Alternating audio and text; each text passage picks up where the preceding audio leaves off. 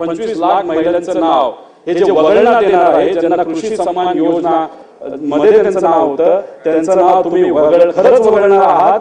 Exact आकडा किती आहे, किती लाडक्या बहिणींना अपात्र करण्यात आलं, ज्यांना आधी योजनेचा लाभ मिळत होता आता मिळत नाहीये. याचा अर्थ असा की आचारसंहितेच्या आधी 2,33,00,000 लक्ष होती आणि आता 2,47,00,000 आपण महिलांना लाभ हा त्यांच्या खात्यामध्ये जमा केलेला आहे. प्रश्न क्रमांक 5. अध्यक्ष महोदय, प्रश्न क्रमांक 5. अध्यक्ष महोदय वितरित केल्याप्रमाणे. अध्यक्ष महोदय, या प्रश्नाचं उत्तर आम्ही लाडक्या बहिणीच्या बाबतीतला प्रश्न इथे केला होता. अनेक प्रश्न होते जे कंबाईन झालेले होते. त्याच्यामध्ये एक प्रश्न होता, म्हणजे माझे तसे 3 प्रश्न आहेत. त्यातला पहिला प्रश्न असा आहे की आमच्या या माता भगिनींना तुम्ही जी लाडकी बहीण योजना दिलेली आहे, ती योजना देण्यासाठी तुम्ही अंगणवाडी सेविकांचा वेळेचा वापर हा फॉर्म भरण्यासाठी तिथे केला होता आणि प्रोत्साहन म्हणून त्यांना तिथे 50 रुपये तुम्ही देणार होता. त्याचा आकडा हा तसं बघितलं तर तो तसा मोठा जातो. माझा पॉइंटेड प्रश्न असा आहे की त्यांना आतापर्यंत पैसे प्रोत्साहन जे अंगणवाडी सेविकांना तुम्ही देणार होता ते पैसे मिळालेले नाहीत. ते हे सेशन संपूस तर ते पैसे त्यांच्या अकाउंटला तुम्ही पाठवणार आहात का, असा माझा पॉइंटेड प्रश्न आहे. दुसरा माझा प्रश्न आहे, अध्यक्ष महोदय, आता आपण म्हणजे मंत्री महोदयांनी वरच्या हाऊसमध्ये उत्तर देत असताना असं उत्तर दिल्यासारखं आम्हाला आठवतंय की कृषी सन्मान योजना ज्या ज्या महिला शेतकऱ्यांना मिळते त्यांना तुम्ही लाडक्या बहीण योजनेतून त्या ठिकाणी त्यांचं नाव वगळणार आहात. आमचं एवढंच म्हणणं आहे की लाडकी बहीण योजना तुम्ही कोणासाठी आणली, तर महिलांसाठी आणली. कशासाठी आणली, तर महिलांना आर्थिक सक्षम करण्यासाठी आणली. आता याच्यामध्ये केंद्र सरकार ही कृषी सन्मान योजना का देते, तर शेतकऱ्यांना अनेक अडचणी असतात. सोयाबीनचे भाव टिकत नाहीत, तिथं फर्टिलायझरचे भाव वाढलेले आहेत, खर्च परवडत नाही, म्हणून शेतकऱ्याला सक्षम करण्यासाठी तो पैसा तिथं दिला जातो. तर आमचं मत असं आहे की हे 2 योजना मिक्स न करता तुम्ही जी योजना लाडक्या बहिणीसाठी दिलेली आहे, कारण इलेक्शनच्या काळामध्ये या महिलांना ज्यांना अध्यक्ष महोदय महत्वाचं आहे, कृषी सन्मान योजना ज्यांना दिली जात होती तो आकडा तुमच्याकडे असताना, त्यांची नावं असताना सुद्धा अशा 20 ते 25 लाख महिलांना तुम्ही ही लाडकी बहीण योजना दिली. मग आता तुम्ही जर त्यांचं नाव वगळणार असाल तर कुठेतरी एक संदेश असा जातो त्यांचा वापर फक्त इलेक्शन पुरता केला. तर आमचं आपल्याला म्हणणं असं आहे की त्यांचं नाव याच्यामध्ये वगळू नये, कारण या 2 वेगळ्या योजना आहेत आणि आमचं हे म्हणणं आहे ते लोकांचं महिलांचं म्हणणं आहे. तर माझा पॉइंटेड प्रश्न आहे की जी चर्चा आता सुरू आहे की 25 ते 25 लाख महिलांचं नाव हे जे वगळण्यात येणार आहे, ज्यांना कृषी सन्मान योजना मध्ये त्यांचं नाव होतं, त्यांचं नाव तुम्ही खरंच वगळणार आहात का, ते तुम्ही वगळणार नाही, असा आमचा तिथं प्रश्न आहे. आणि शेवट आमचा पॉइंटेड प्रश्न असा आहे ज्याचं उत्तर सुद्धा पॉइंटेडच असावं असं आमची अपेक्षा आहे. इलेक्शनच्या काळामध्ये तुम्ही शब्द दिला होता, तुम्ही विविध ठिकाणी बोलला होता की 1500 रुपयाचा आम्ही 2100 रुपये हे आमच्या माता भगिनींना तिथं तुम्ही या योजनेच्या माध्यमातून पॉइंटेड उत्तर आम्हाला असावं, तुम्ही ते 2100 रुपये या अधिवेशनामध्ये करणार आहात का करणार नाही, असं उत्तर त्या ठिकाणी तुम्ही तिथं द्यावं.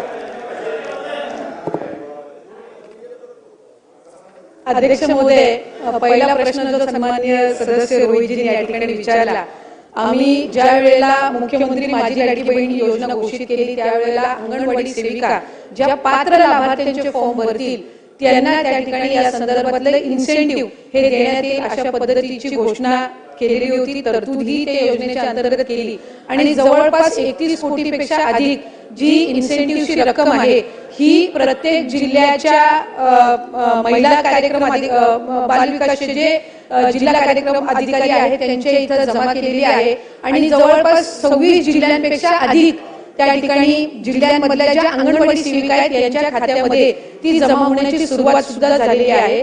त्याच्यामुळे इन्सेंटिव्ह ज्याची तरतूद ही राज्य शासनाकडून विभागाकडून करण्यात आलेली आहे ती त्या संबंधित अंगणवाडी सेविकांना वितरित करण्याची सुरुवात ही त्या ठिकाणी झालेली आहे आणि ती प्रक्रिया सुरू आहे. या व्यतिरिक्त जो त्यांनी प्रश्न विचारला तो कृषी विभागाच्या नमो शेतकरी योजनेच्या संदर्भामध्ये आपण विचारला असेल. ज्या वेळेला लाडकी बहीण योजनेचा शासन निर्णय निर्गमित करण्यात आला त्यावेळेला त्या शासन निर्णयामध्येच नमूद केलेला आहे की शासनाच्या ज्या वेगवेगळ्या योजना आहेत आणि ज्याचा लाभ हा माता भगिनी किंवा लाभार्थी घेत आहेत याच्यामध्ये 1500 किंवा 1500च्या अधिक ज्या योजनेचा लाभ, ज्या रकमेचा लाभ जर ती लाडकी बहीण घेत असेल तर ती या योजनेमध्ये पात्र होणार नाही. एक नमो शेतकरी योजना जी आहे याच्यामध्ये त्या ज्या महिला आहेत, माता भगिनी आहेत, यांना 1000 रुपयाचा लाभ मिळत असतो. त्याची जी वरची 500ची कॅपिंग आहे म्हणजे ती शासन निर्णयामध्ये सुरुवातीच्या नमूद केलेली आहे की किमान 1500चा लाभ हा शासनाचा प्रत्येक लाडक्या बहिणीपर्यंत पोहोचला पाहिजे आणि त्यानुसार नमो शेतकरी योजनेच्या ज्या लाभार्थी आहेत त्या साधारणपणे 5.5 ते 6 लाख आहेत.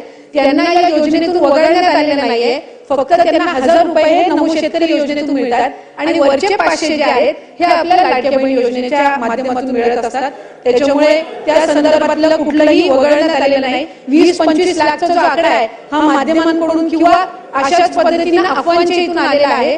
हा कुठलाही आमच्या विभागाने किंवा शासनाकडून आजपर्यंत तशा पद्धतीचा आकडा काही दिलेला नाही.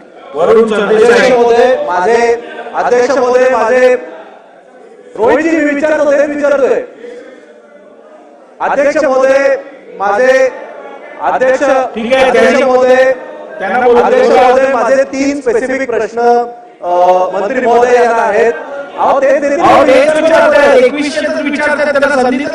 मला बोलू द्या ना. माझे 3 स्पेसिफिक प्रश्न आहेत. निवडणुकीच्या पूर्वी जेव्हा माझी लाडकी बहीण योजना जाहीर केली तेव्हा त्यावेळी किती लाभार्थी आपण होते? त्यानंतर निवडणुकीच्या नंतर जेव्हा सगळे निकष लावण्यात आले, घरात गाडी असेल, दुसरी योजना मिळत असेल, त्यामुळे एक्झॅक्ट आकडा किती आहे, किती लाडक्या बहिणींना अपात्र करण्यात आलं, ज्यांना आधी योजनेचा लाभ मिळत होता आता मिळत नाहीये? आणि तिसरा स्पेसिफिक प्रश्न, सरकारने सांगितल्याप्रमाणे महायुतीच्या वचननामात असल्याप्रमाणे मंत्री महोदयांनी कृपया मला सांगावं की लाडक्या बहीण योजनेचे 2100 रुपये आपण देणार की नाही? Yes or no? अध्यक्ष महोदय, आपल्या माध्यमातून मला सभागृहाला त्या ठिकाणी नमूद करायचंय की ऑक्टोबर 2024 मध्ये ज्या वेळेला आचारसंहितेच्या आधीचा लाभ वितरित करण्यात आला होता त्या लाभार्थ्यांची संख्या 2,33,64,000 सुमारे इतकी होती. फेब्रुवारी महिन्यामध्ये जो आता आपण लाभ वितरित केला त्याची संख्या ही साधारणपणे 2,47,00,000 पेक्षा आहे. याचा अर्थ असा की आचारसंहितेच्या आधी 2,33,00,000 होती आणि आता 2,47,00,000 आपण महिलांना लाभ हा त्यांच्या खात्यामध्ये जमा केलेला आहे. आणि 2100च्या संदर्भातला जो निर्णय आहे, महायुतीच्या सरकारने ही महत्त्वाकांक्षी योजना आणलेली आहे आणि महिलांना 1500चा लाभ वितरित करणारी महायुतीचं सरकार हे एकमेव सरकार आहे. त्याच्यामुळे त्यांच्या आयुष्यामध्ये हा जो आनंद आहे अशाच पद्धतीने ही योजना राहणार आहे. आणि 2100च्या संदर्भातला योग्य तो निर्णय आमचे मुख्यमंत्री देवेंद्र फडणवीस साहेब आणि दोन्ही उपमुख्यमंत्री योग्य वेळी देतील. लाडक्या बहिणींची फसवणूक होणार नाही ही दक्षता निश्चितपणे महायुतीचं सरकार आहे.